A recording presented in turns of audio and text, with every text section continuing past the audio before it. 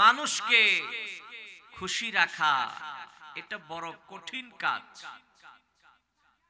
কিন্তু আমার আল্লাহকে খুশি করা বড় সহজ। দুনিয়ার ঝায় ঝামেলার মধ্যে 5 ওয়াক্ত নামাজ পড়লে আল্লাহ খুশি, ঠিক না? আপনি করেন চাকরি, করেন ব্যবসা, করেন ক্ষেত খামার, আল্লাহ যখন মাঝে মাঝে ডাক দিবে নামাজের সময় হলে, আপনি ডাকের সাড়া দিলে আল্লাহ খুশি। বলেন সুবহানাল্লাহ। শুধু খুশি এমন নয় ভাইয়েরা, বান্দা যখন ফজরের নামাজ পড়ে, ফজর থেকে জোহর পর্যন্ত দুনিয়ার সব কাজ করে, কেউ ব্যবসা করে, কেউ চাকরি করে, কেউ ক্ষেত খামারে কাজ করে, মনে মনে চিন্তা করে কখন জোহরের আজান দিবে, জোহরের আজানটা দিলে মসজিদে যাইয়া আমি নামাজ পড়ব। এই যে একটা চিন্তা, এই যে একটা পেরেশানি বান্দার মধ্যে, যে দুনিয়ার সব ছায় ঝামেলার মধ্যেও আমি আল্লাহকে সিজদা দেওয়া ছেড়ে দেব না, এই চিন্তাটা আপনার, এই যে নিয়তটা, এটা কেউ না দেখলেও, কেউ না বুঝলেও বুঝেন যিনি, তিনি কে? তিনি আমার আল্লাহ, ঠিক না? তিনি খুশি না বেজার? আল্লাহ পাক ডাক দিয়ে বলে, ফেরেশতারা দেখো আমার বান্দা ব্যবসা নিয়ে ব্যস্ত, চাকরি নিয়ে ব্যস্ত, কৃষি নিয়ে ব্যস্ত, শত ব্যস্ততা আছে, তারপরেও আমি রবকে ভুলে যায় নাই। ব্যবসা আপনার রিজিক দিবে না, চাকরি আপনার রিজিক দিবে না, ওই ক্ষেত খামার আপনার রিজিকের ব্যবস্থা করবে না, করবেন যিনি, তিনি কে? এই সমস্ত কাজগুলি আমাদের জন্য ওসিলা, ওসিলা তো লাগবেই, কিন্তু রিজিকের ভান্ডার আছে আমার আল্লাহর দরবারে, ঠিক না? ভাইয়েরা আমার, আমি আপনাদেরকে বলতে চাই, আমরা যা করব সব আল্লাহর জন্য করব, আল্লাহকে রাজি সন্তুষ্ট করার জন্য করব। আল্লাহকে রাজি সন্তুষ্ট করার জন্য করলে এই আমলটা, আমাদের এই আমলটা সহজে কবুল হয়ে যাবে। তাড়াতাড়ি যদি নিজের আমল কবুল করাইতে হয়, তাহলে কি লাগবে? নিয়তটা ভালো লাগবে, ইখলাস লাগবে, ঠিক না? যদি নিয়ত ভালো থাকে, পরিষ্কার থাকে, আমলটা আল্লাহর দরবারে সহজে কবুল হয়ে যাবে। সুবহানাল্লাহ। সম্মানিত হাজিরিন, আমরা এখানে যারা এসেছি সওয়াবের আশায়, জান্নাতের আশায়, জাহান্নামের ভয়ে, আল্লাহকে রাজি সন্তুষ্ট করার জন্য এসেছি, ঠিক না? আমরা চাই সব সময় আমাদের রব আমাদের উপর রাজি থাকুক, খুশি থাকুক। রবকে রাজি করতে পারাই আমাদের জীবনের বড় উদ্দেশ্য, ঠিক না? আমরা নামাজ পড়ি, আমরা রোজা রাখি, আমরা হজ করি, আমরা যাকাত দেই, আমরা মাহফিল করি, এই পৃথিবীতে আমরা যত নেকের কাজ করি, আমরা আল্লাহকে খুশি করার জন্য করি। ইন্না সালাতি ওয়া নুসুকি ওয়া মাহইয়ায়া ওয়া মামাতি লিল্লাহি রাব্বিল আলামিন। নিশ্চয় আমাদের নামাজ, আমাদের রোজা, আমাদের হজ, আমাদের যাকাত, আমাদের কোরবানি, আমাদের জীবন, আমাদের মরণ সব আল্লাহ পাকের জন্য, ঠিক কিনা? সুতরাং ভাইয়েরা, আমরা যা করছি সব মাবুদকে খুশি করার জন্য করছি। আজকে যে এই মাহফিলে এসেছি, কাকে খুশি করার জন্য এসেছি বলেন তো বাবা? আল্লাহকে যারা খুশি করতে চায় অবশ্যই তারা আল্লাহকে খুশি করতে পারে।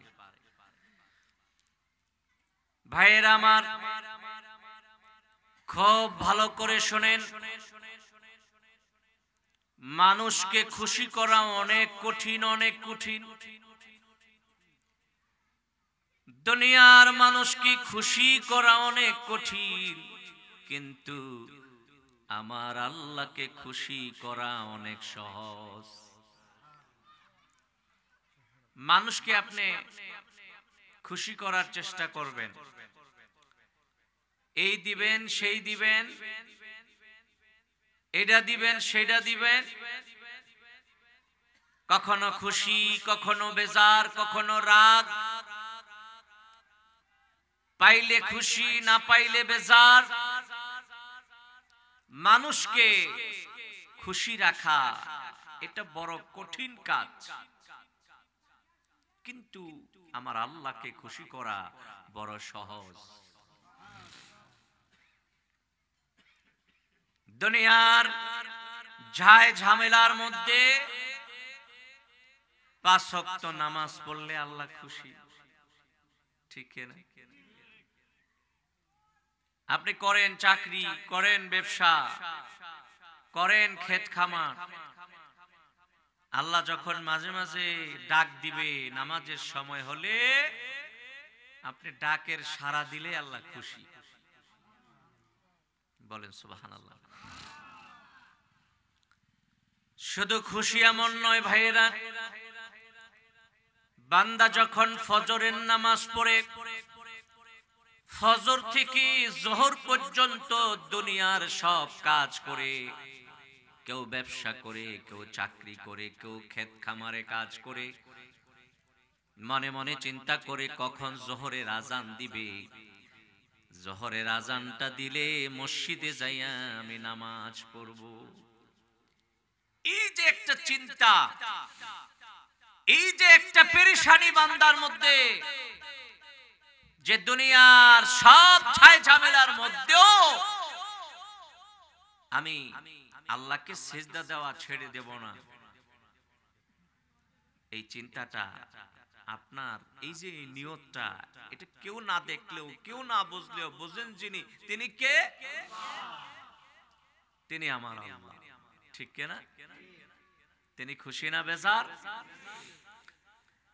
আল্লাহ পাক ডাক দিয়ে বলে, ফেরেশতারা দেখো আমার বান্দা ব্যবসা নিয়ে ব্যস্ত, চাকরি নিয়ে ব্যস্ত, কৃষি নিয়ে ব্যস্ত, শত ব্যস্ততা আছে, তারপরেও আমি রবকে ভুলে যায় নাই।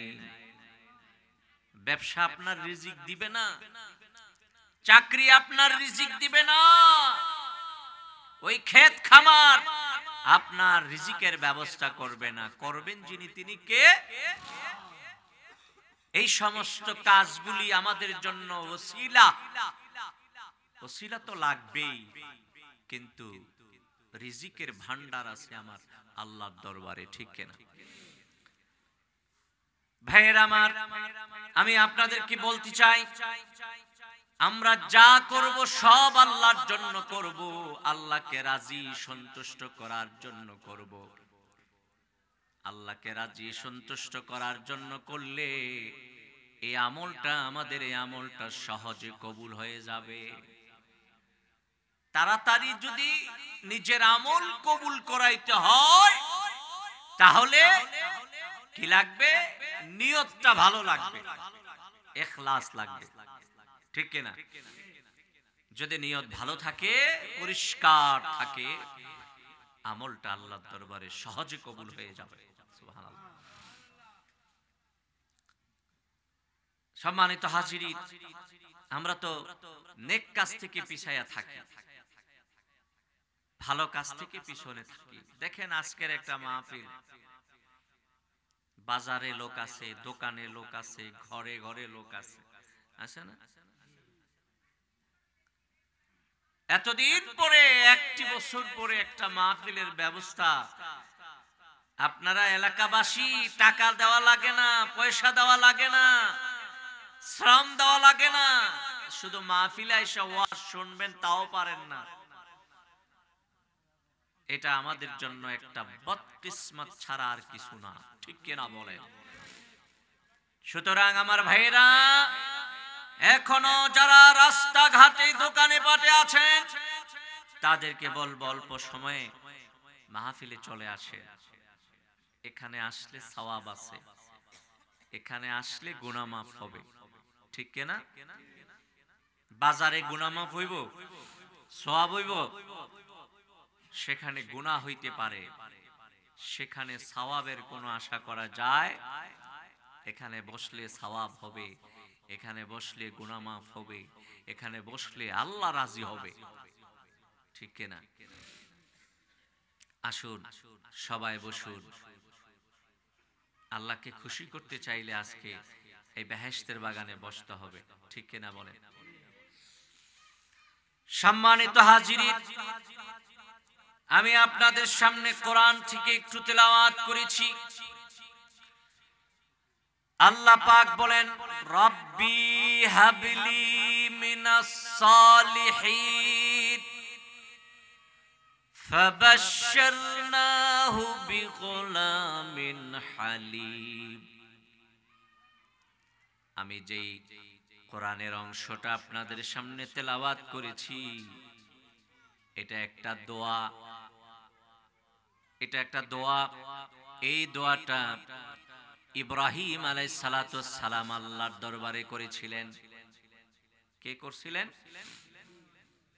ইব্রাহিম আলাইহিস সালাতু ওয়াস সালাম, মুসলমান জাতির পিতা। আল্লাহ বলেছেন, মিল্লাতা আবিকুম ইব্রাহিম হুয়া সাম্মাকুমুল মুসলিমিন। মুসলমানেরা, তোমাদের জাতির পিতা হলো ইব্রাহিম আলাইহিস সালাতু ওয়াস সালাম, তিনি তোমাদের নাম রাখছে মুসলমান। আমাদের নাম ইব্রাহিম আলাইহিস সালাতু ওয়াস সালাম মুসলমান রেখেছেন। বলেন সুবহানাল্লাহ। সম্মানিত হাজিরিন, হযরত ইব্রাহিম আলাইহিস সালাতু ওয়াস সালামের কোনো সন্তান ছিল না। ৯৬ বছর পর্যন্ত ইব্রাহিমকে আল্লাহ কোনো সন্তান দেয় নাই। ৯৬ বছর পরে ইব্রাহিম আলাইহিস সালাতু ওয়াস সালাম আল্লাহর কাছে সন্তান চাইলেন। কি চাইলেন? বলেন কি?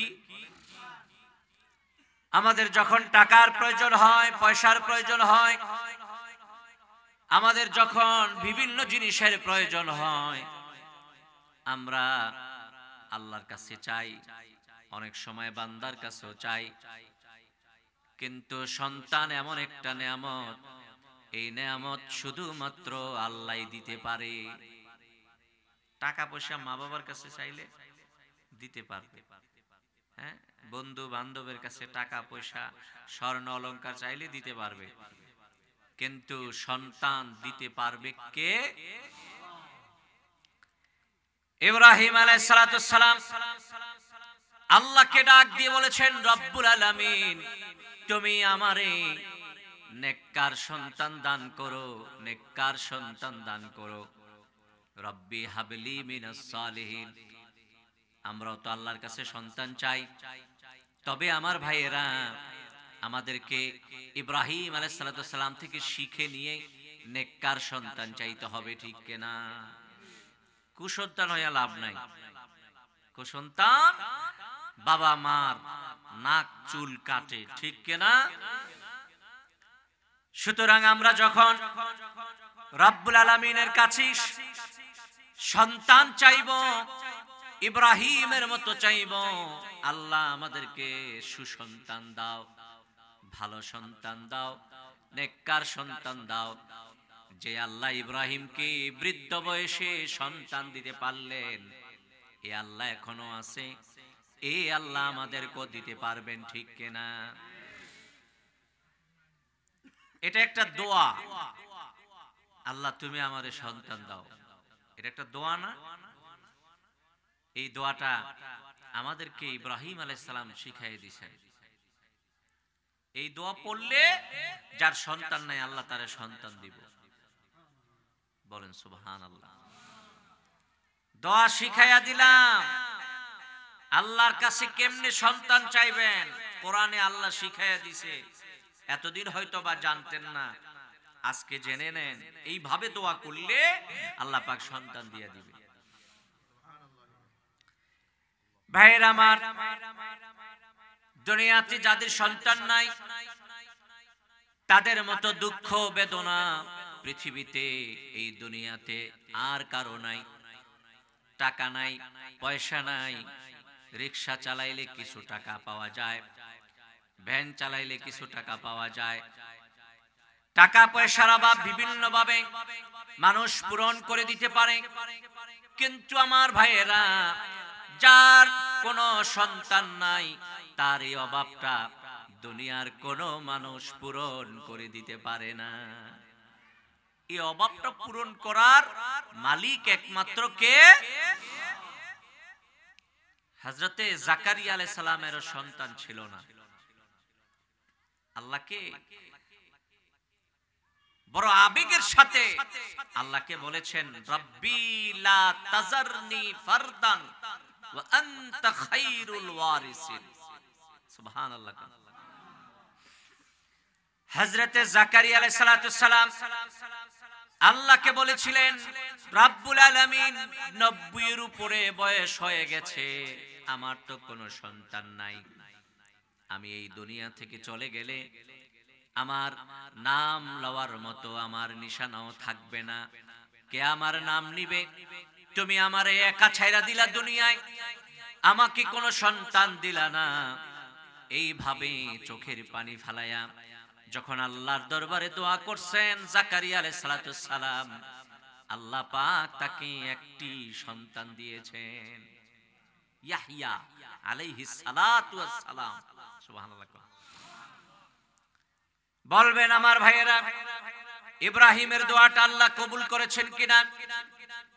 অবশ্যই ইব্রাহিম আলাইহিস সালামের দোয়াটা আল্লাহ কবুল করেছেন। ইব্রাহিম তার জীবনে বহুত দোয়া করেছেন।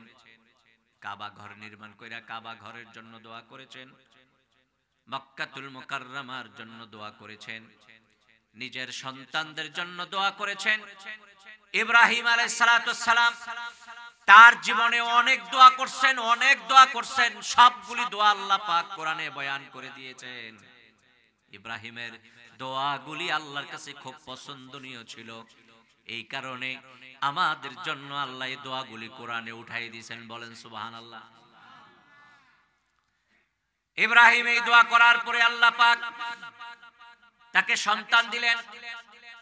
প্রথমে দিলেন একজন, তার নাম রেখে দিলেন আল্লাহ ইসমাঈল আলাইহিস সালাম।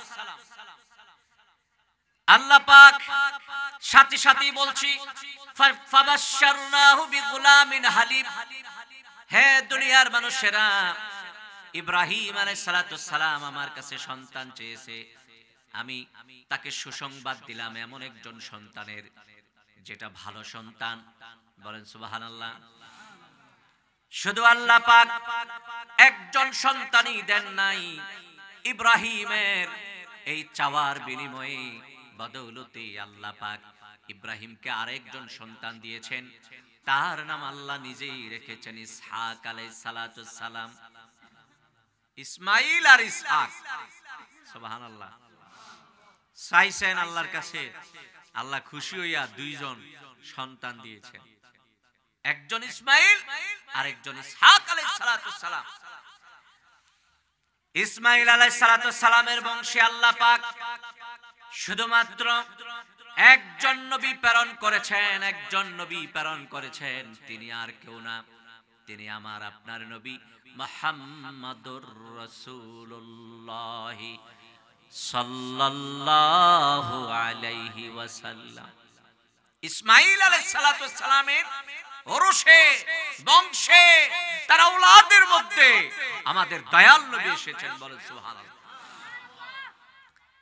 আর আমার ভাইয়েরা, ইসহাক আলাইহিস সালামের বংশী আল্লাহ পাক অনেক নবী এবং রাসূল প্রেরণ করেছেন।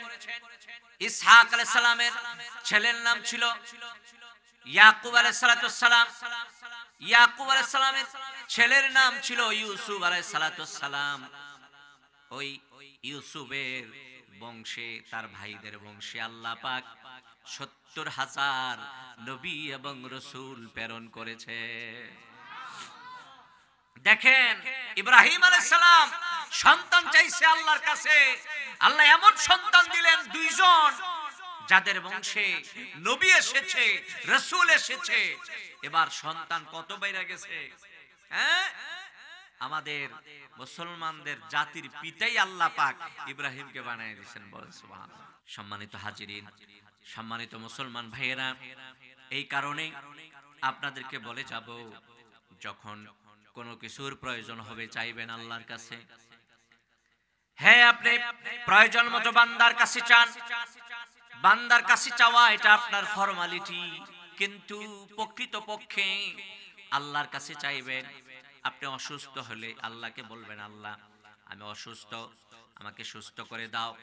এইভাবে দোয়া কইরা আপনি যাইবেন ডাক্তারের কাছে। ওইটা একটা উসিলা, ওই উসিলায় আপনি ভালো হয়ে যাইবেন। ডাক্তার আপনাকে ভালো করতে পারবে না, ঔষধ আপনাকে ভালো করতে পারবে না। আপনি যে আল্লাহর দরবারে দোয়া করছেন, মনে রাখেন এই দোয়ার কারণে আপনি ভালো হয়ে যাবেন। দোয়া করবেন কার কাছে?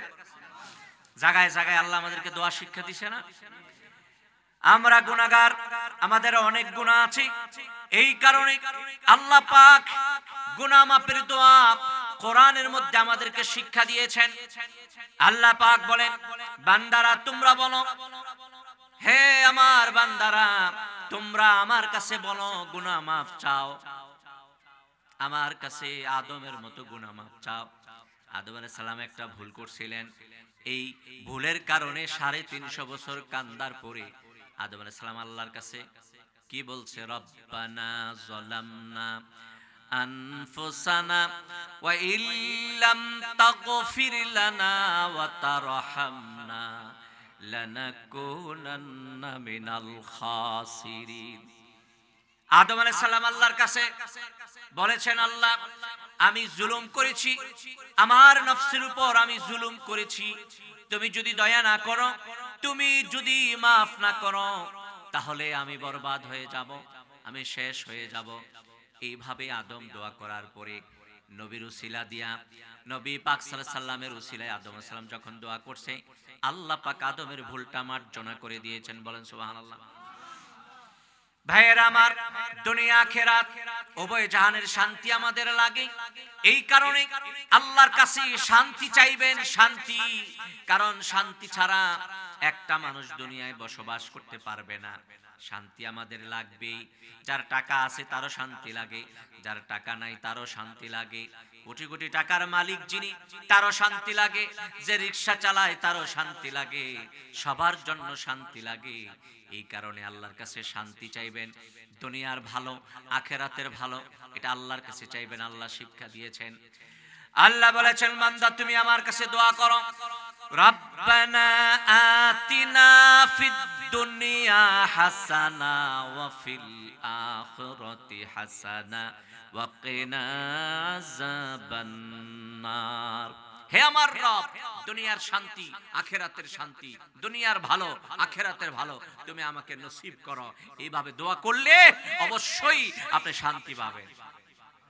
শান্তির মালিককে বলেন, মুক্তির মালিককে, শান্তির মালিককে, হেদায়েতের মালিককে, তার কাছে সব চাইতে হবে, ঠিক কিনা? সম্মানিত হাজিরিন, আমরা সবাই দোয়ায় বিশ্বাসী, আমরা দোয়ায় বিশ্বাসী যে আমরা দোয়া করলে এটা কবুল হবেই, ঠিক কিনা? আস্থা আসেনি নিজের উপরে, দোয়া করলে যে কবুল হবে। দোয়া যদি আপনি আল্লাহর দরবারে কবুল করাইতে চান, তাহলে আমার ভাইয়েরা সদা সর্বদা এই মুখটারে পাক রাখবেন, হারাম খাবেন না, হালাল খাবেন। যদি আপনার দেহের মধ্যে হারাম টাকা পয়সা খাবারের কারণে কোনো এক ফোঁটা রক্ত হয়ে যায়, এই জবান দিয়ে আল্লাহর কাছে দোয়া করলে বলেন এই দোয়াটা কেমনে কবুল হইব? কেমনে কবুল হইব কোন তো? কবুল হবে। এই মুখটারে পাক রাখবেন, তারপরে দেখবেন আল্লাহর কাছে আপনি যা চাইবেন তাই পাইবেন, যা চাইবেন তাই পাইবেন।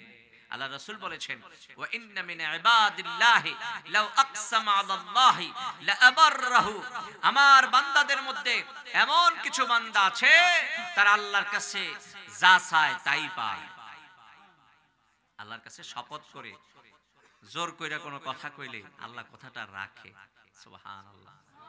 দেখেন না, বৃদ্ধ বয়সে একদম ইব্রাহিম আলাইহিস সালাতুস সালাম ৯৬ বছর বয়স, ওনার বিবি যিনি ছিলেন উনিও বৃদ্ধা হয়ে গিয়েছিলেন। আল্লাহ পাকের কাছে যখন দোয়া করছে আল্লাহ খালি হাতে ফিরায় দেয় না, শেষ বয়সে আল্লাহ সন্তান দিয়েছে। ঠিক কিনা? আমরাও যদি চাই আল্লাহর কাছে সন্তান চাই, টাকা পয়সা, হ্যাঁ আল্লাহর কাছে চাইলে আল্লাহ দিবে। ঠিক কিনা বলেন?